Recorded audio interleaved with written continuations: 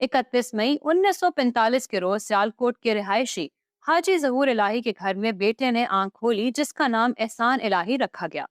चूंकि उनका खानदान दीनदार था, यही वजह थी कि नन्हे एहसान को हिफ्ज कुरान के लिए मदरसे में दाखिल करवा दिया गया। उन्होंने सिर्फ 9 बरस की उम्र में कुरान करीम हिफ्ज करने की सादत हासिल कर ली। तब 9 साला हाफिज एहसान इलाही जहीर को यह एजाज भी हासिल हुआ कि उन्होंने रमजानुल मुबारक में नमाज तरावी में कुरान मजीद सुनाया। एहसान इलाही जहीर को बचपन ही से खिताबत का शौक था, और होता भी क्यों ना। उनके घर में मौलाना अताउल्लाह शाह बुखारी की खिताबत का चर्चा था, और इस जमाने में सियालकोट अहरार का गढ़ था।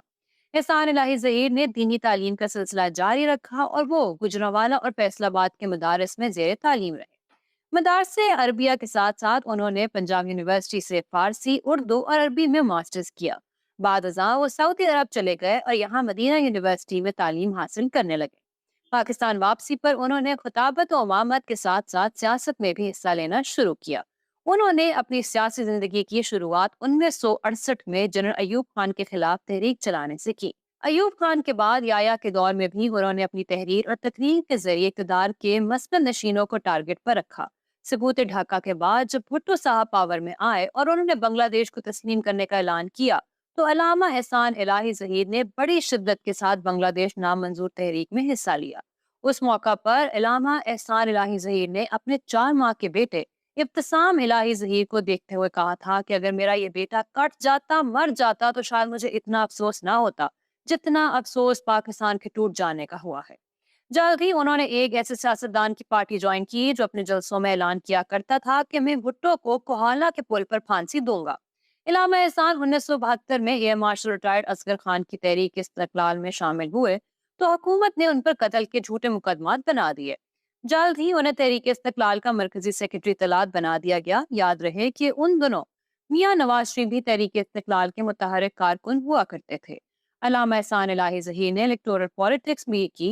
1977 के जनरल इलेक्शन में वो कसूर 3 के हल्के 91 से पीएनए के उम्मीदवार थे। वो अपने हरीफ उम्मीदवार पीपल्स पार्टी के शफात खान के 81,000 वोटों के मद्दे मुकाबिल 34,925 वोट ले पाए और एमएनए बनकर पार्लियामान तक ना पहुंच पाए।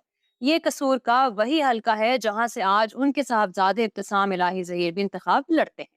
भुट्टो दौरे हुकूमत में इलामा एहसान इलाही जहीर मुसलसल कैदोबंद की सोबतें बर्दाश्त करते रहे, लेकिन फिर अपनों की बेवफाई की वजह से वो 1978 में तहरीक इस्तिकलाल से अलहदा हो गए। यहाँ मैं आपको बताती चलूं कि मिस्टर भुट्टो के दौरे हुकूमत में उन पर 95 सियासी मुकदमात कायम किए गए थे।